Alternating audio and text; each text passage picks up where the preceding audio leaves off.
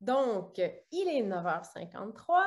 C'est le temps de se remettre au travail. Il nous reste deux perspectives à présenter, celle clinique et celle décisionnaire.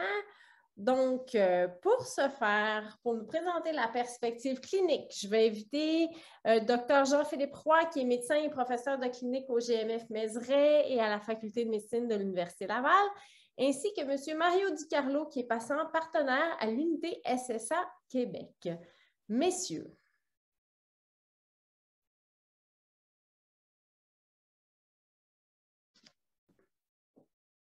Bonjour, est-ce que vous m'entendez bien? Oui, vous êtes là. J'ai toujours peur, moi, que ça ne fonctionne pas, ces trucs technologiques, mais ça Oui, finit par c'est ça. toujours fonctionner. Alors, je m'appelle Jean-Philippe Roy. Merci de me recevoir. C'est un honneur de pouvoir vous parler aujourd'hui.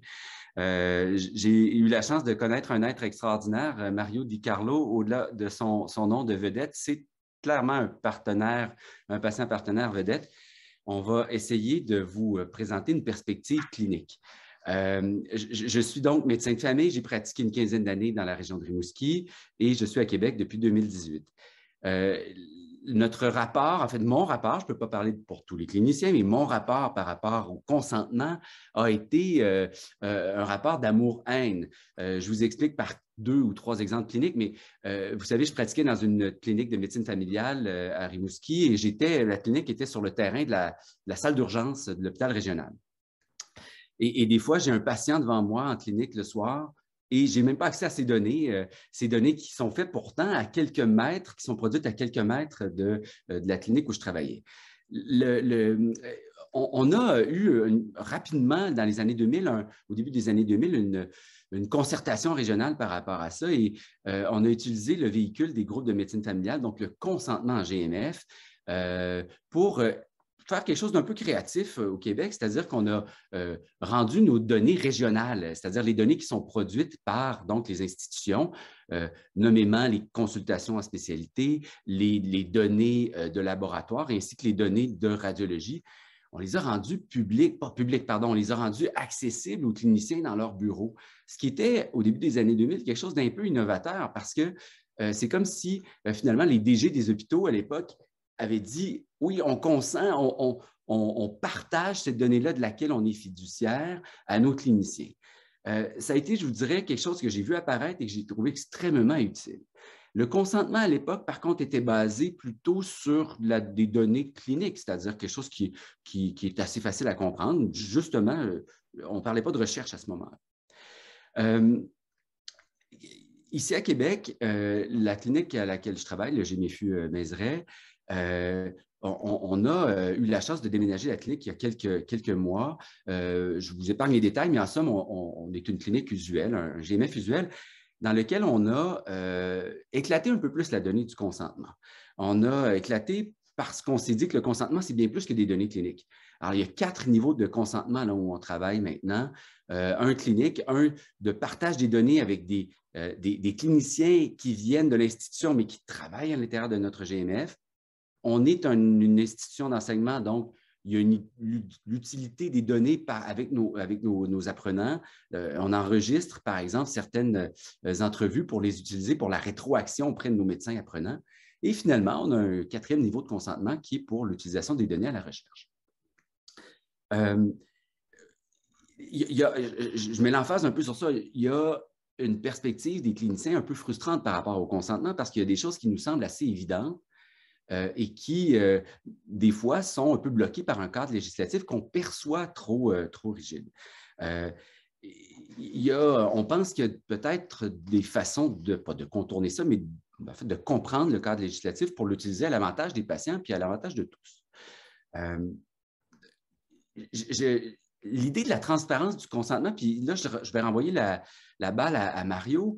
Je voulais entendre Mario, moi, sur c'est quoi un consentement transparent d'une part, puis c'est qui la meilleure personne pour expliquer ça aux patients partenaires? Est-ce que c'est le clinicien? Est-ce que ça serait quelqu'un d'autre? Mario, suite à nos discussions, qu'en est-il?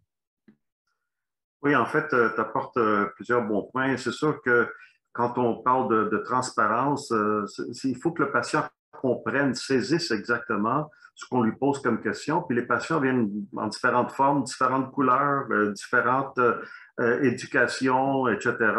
Donc, le clinicien, c'est sûr qu'il faut qu'il s'adapte au patient qu'il a devant lui. Donc, c'est très important, c'est tout ce concept de prendre le temps de poser la question pour s'assurer que le patient a bien compris ce qu'on lui pose comme question, ce qu'on lui donne comme information. Et parfois, ça serait peut-être une bonne chose, je ne sais pas si ça se pratique beaucoup, je ne pense pas, mais d'avoir un autre patient qui explique au patient ce qu'il a vécu. Donc, un patient qui a déjà vécu l'expérience, qui a déjà été impliqué, mettons, dans une recherche quelconque, de pouvoir expliquer à un autre patient de quoi il s'agit, puis de les mettre peut-être dans des mots différents qui vont être mieux compris par le patient A. Dans la clinique où je travaille, on discutait, c'est intéressant parce qu'on discutait de ça justement, mais entre cliniciens, puis on voulait le confronter un petit peu plus à des patients partenaires, même de l'utilisation de bénévoles qui peuvent être présents, des gens qui sont éduqués, puis des gens qui sont formés, là, ce n'est pas fait de façon aléatoire, mais de bénévoles qui pourraient être présents, par exemple, dans une salle d'attente ou à l'arrivée d'un patient dans une clinique pour expliquer qu'est-ce qu'il y en est dans une perspective patient aussi. Est-ce que c'est quelque chose, Mario, qui pourrait être utilisable à votre point de vue? Absolument. Je pense qu'il faut utiliser tous les moyens possibles pour que ce ne soit pas juste les cliniciens, les personnes qui ont des titres qui puissent expliquer, mais aussi d'autres patients qui se greffent à toute cette aventure. Je dirais que même le comité des usagers pourrait, disons, expliquer les principes du consentement. Mettons que j'ai un clinicien qui me pose la question, est-ce que ça t'intéresserait à faire, à contribuer à une recherche comme ça m'est déjà arrivé? Je suis en train de faire une recherche de tous les patients qui ont la même problématique que toi. Est-ce que tu serais intéressé? Le comité d'usagers peut à ce moment-là aussi intervenir et puis expliquer aux patients de quoi il s'agit pour que ça soit plus clair aussi. Et je pense qu'il y a aussi la question de niveau de consentement. Justement, ça nous amène un peu dans cette discussion-là. On en a déjà parlé avec les interventions précédentes. On a déjà touché à ces choses-là, mais justement, ça serait que le patient puisse savoir de façon claire dans quoi il s'embarque. Est-ce que c'est dans une recherche au niveau de la clinique locale? Est-ce que c'est une recherche plus élargie? Est-ce qu'on va utiliser l'information au niveau de l'éducation, par exemple? Ou est-ce que c'est un consentement très large et universel? C'est intéressant. Moi, je rajoute sur ça, ce n'est pas quelque chose dont on avait parlé précédemment, mais ça me fait penser, il faut aussi qu'on éduque les cliniciens à ce qu'est le consentement. De la perspective d'un médecin comme moi qui est en pratique, le consentement est habituellement essentiellement lié à l'utilisation des données pour traiter un patient. Je pense que depuis ce matin, on a vu que c'est bien plus large. Puis pour les cliniciens, ben, c'est sans dire un concept nouveau, il faut être au moins autant sensibilisé sur l'importance de l'utilisation des données pour la recherche, pour l'enseignement, pour... Enfin, fait que le niveau de consentement aussi, on parlait plutôt de la littératie des patients, des clients. Il y a aussi une littératie en fait, de chacun des acteurs dans la chaîne de l'utilisation des données. Mario, on a aussi parlé de la perspective du patient de l'utilisation des données. Vous l'avez mentionné, mais les aspects de confidentialité, je sais qu'il y a 20-25 ans, on était beaucoup dans ça, dans est-ce que mes données vont être, est-ce qu'on va abuser de mes données? J'aimerais ça vous entendre là-dessus. Est-ce que les aspects de confidentialité, ça reste pour la plupart des patients quelque chose une crainte en fait? Est-ce que c'est une crainte surtout? Bien, ça dépend du patient. Je pense que ça peut être une préoccupation pour plusieurs patients de savoir, OK, c'est quoi la limite de l'information qu'on va me donner. Par exemple, moi, j'ai été atteint de la poliomyélite à l'âge d'1 an. J'ai vécu avec ça. C'était une maladie qui était connue lorsque j'étais jeune et aujourd'hui, on connaît plus ou moins c'est quoi la polio. C'est devenu comme une maladie rare. Les survivants de la polio sont de plus en plus restreints. Donc, s'il y a de l'information qui est divulguée, on risque peut-être de m'identifier dans ma catégorie, etc. Donc, ça peut être une préoccupation pour certains. Donc, il faut que ça soit vraiment clair. C'est quoi le genre d'information, le type d'information qui va être recherché et puis de pouvoir l'expliquer aux patients de façon claire. Il y a aussi, en fait, je regarde au niveau de la valeur pour les cliniciens et les chercheurs, est-ce que le patient qui est plus informé, qui est plus impliqué, est-ce que ça a une valeur? J'aimerais ça t'entendre là-dessus, mais peut-être au préalable, pour moi, là, en tant que patient, là, c'est sûr qu'il y a toute une question sur l'autogestion qui va me permettre de mieux me gérer, mais aussi de mieux collaborer possiblement avec mon clinicien. Donc, il y a toute la question de partenariat qui peut être mutuellement bénéfique au niveau du patient puis au niveau du clinicien. Je pense que c'est vraiment ajouté dans ce moment-là. Je ne sais pas ce que tu en penses. Alors, non seulement il y a une valeur, ça me semble essentiel, on est en 2021, ça me semble essentiel que le patient soit informé, d'une part, parce que le patient informé, il contribue à sa santé de façon beaucoup plus claire. Puis je pense qu'il y a beaucoup de données qui le démontrent. J'ai perçu une grande résistance. Je vous donne l'exemple du carnet Santé Québec. J'ai perçu une grande résistance de la part de certains de mes collègues sur l'apparition, il y a maintenant quelques années, d'un outil qui n'est pas encore à maturité, mais qui est franchement très, très utile, qui est le carnet Santé Québec pour ceux qui le connaissent. On sait, nous les cliniciens, qu'un patient qui arrive informé, ma foi, il y a déjà une étape supplémentaire, une étape plus loin dans son processus.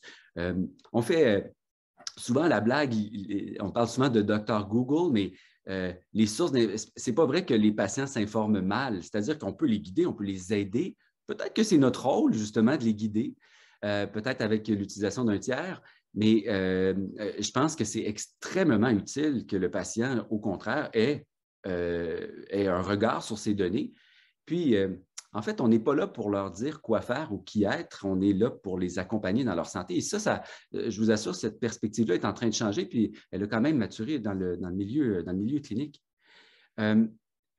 J'aimerais qu'on termine sur une chose, Mario, parce que le temps file, puis vous m'avez vraiment ouvert l'esprit sur un concept qui, pour moi, était un peu nouveau, peut-être suis-je naïf, mais lors de nos discussions, il y a quelques semaines, vous m'aviez parlé de comment le patient lui-même peut utiliser les métadonnées ou les données de santé recueillies auprès d'autres patients.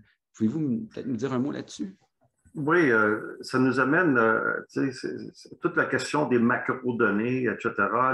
Le patient curieux qui aspire à en connaître plus sur différents aspects de sa santé, par exemple, combien d'autres personnes souffrent du même problème que moi, c'est quoi les approches les plus fréquentes, les impacts sur la santé, les impacts sur la famille, etc. Tout ça, ça peut bénéficier une compréhension plus globale pour ma condition à moi, puis de réfléchir sur les outils, les approches disponibles. Donc, comme tu disais, au lieu de se fier sur le docteur Google, c'est d'avoir des informations beaucoup plus précises, puis d'avoir une discussion beaucoup plus intelligente avec son équipe de soins. Et il y a toute la question aussi j'acquiers de l'information, mais est-ce que moi je peux en fournir? Est-ce que je peux en donner? Est-ce que je peux ajouter à cette information-là pour qu'on développe un système plutôt bidirectionnel que unidirectionnel? Donc, le patient, est-ce qu'il peut contribuer à donner de l'information qui est plus peut-être au niveau qualitatif, c'est-à-dire est-ce que je peux me donner l'information sur mes impacts, sur mon travail, sur ma famille, mon aspect social, mon aspect psychologique? Comment est-ce que tout ça, ça affecte, disons, l'information qui va être valide, qui va être mieux utilisée peut-être par les chercheurs? Donc, c'est toute la question c'est une question aussi de transparence et d'accès à l'information, à l'implication citoyenne, si tu veux. C'est de la musique à mes oreilles. J'aime beaucoup entendre ce que j'entends. En tout respect du temps, s'il y a des questions, allons-y.